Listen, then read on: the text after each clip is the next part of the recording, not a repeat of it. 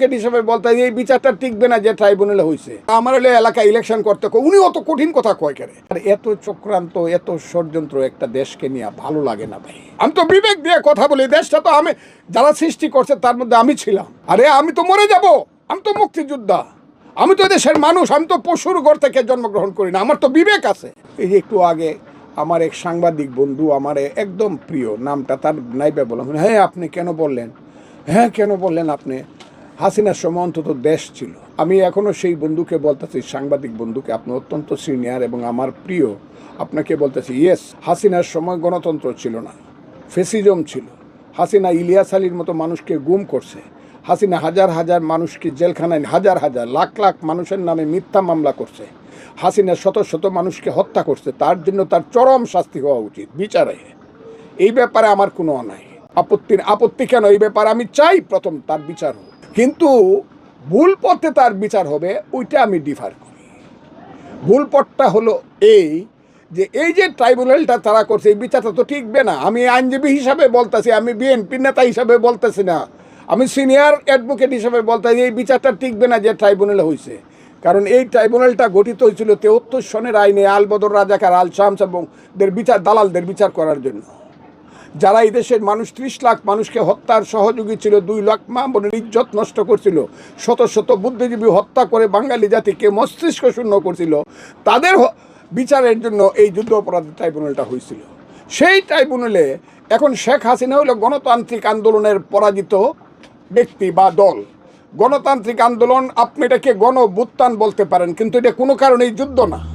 যুদ্ধ হলে দুই পক্ষে রাইফেল দেওয়া হয়, আমি বাংকারে রয়েছি, পাঞ্জাবির বুকে গুলি করছি, পাঞ্জাবি আমার বুকে গুলি করছে, গুলাগুলি হয়, মারামারি হয়, দুই পক্ষে যুদ্ধ হয়, সেটার নাম হলো যুদ্ধ। এটা যুদ্ধ অপরাধ না। কাজে এই ট্রাইব্যুনাল যেটা করা হয়েছে,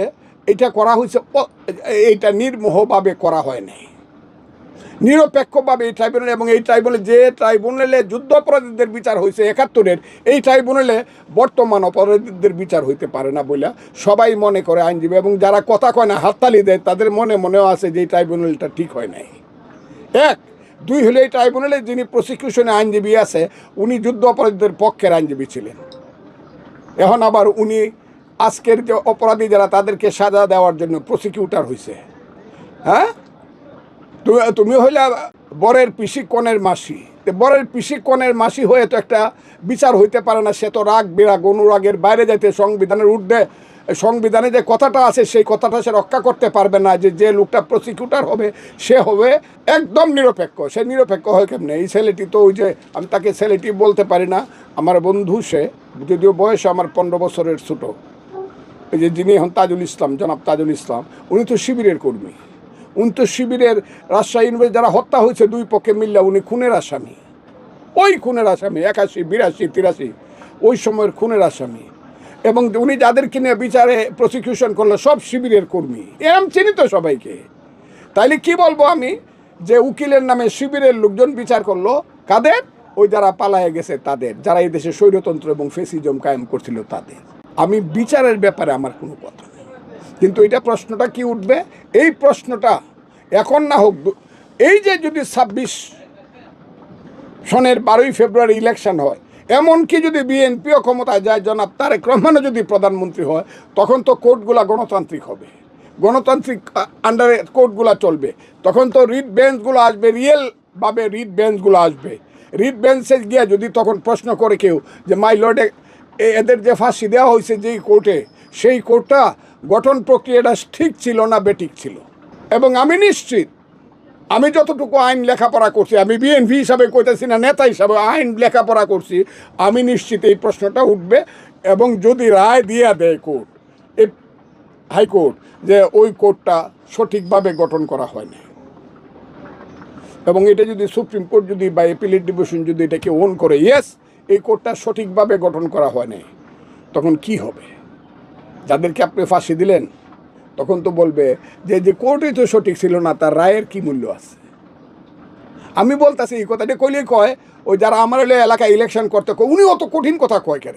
আরে আমি তো মরে যাব, আমি তো মুক্তিযোদ্ধা, আমি তো দেশের মানুষ, আমি তো পশুর ঘর থেকে জন্মগ্রহণ করি না, আমার তো বিবেক আছে, আমি তো বিবেক দিয়ে কথা বলি। দেশটা তো আমি যারা সৃষ্টি করছে তার মধ্যে আমি ছিলাম। কাজে আমি বলতেছি যে এইটা জিনিসটা এইরকম হয়েছে।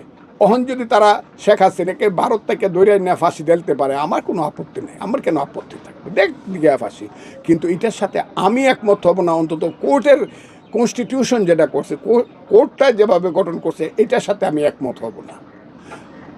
যুদ্ধাপরাধীদের কোর্টে, রাজাকার আলবদরের কোর্টে এদের বিচার হইতে পারে না। এক, এই কারণে আমি আজকে কালকেও কিছু কথা বলছি, আজকেও বললাম। অনেকেই বলতে পারে আমার দল কী কয় ফজলুর, আমার দল অভিনন্দন জানাইছে। আমি তো বলি নাই কেন অভিনন্দন জানাইলেন, আমার দলের বিরুদ্ধে আমি কিছু, কিন্তু আমি মুক্তিযোদ্ধা হিসাবে এবং একজন আইনজীবী হিসাবে আমি মনে করি যে কোর্টের কনস্টিটিউটটা ঠিক হয়নি। এই হলো কথাটা। আমি আমার দলের সমস্ত সিদ্ধান্ত মানি। এখনই যদি দল বলে যে ইয়েস শেখ হাসিনার ফাঁসি হয়েছে, ভারত থেকে ধরে না ফাঁসি দিতে হবে, আপনি মিছিল করেন, করুন না।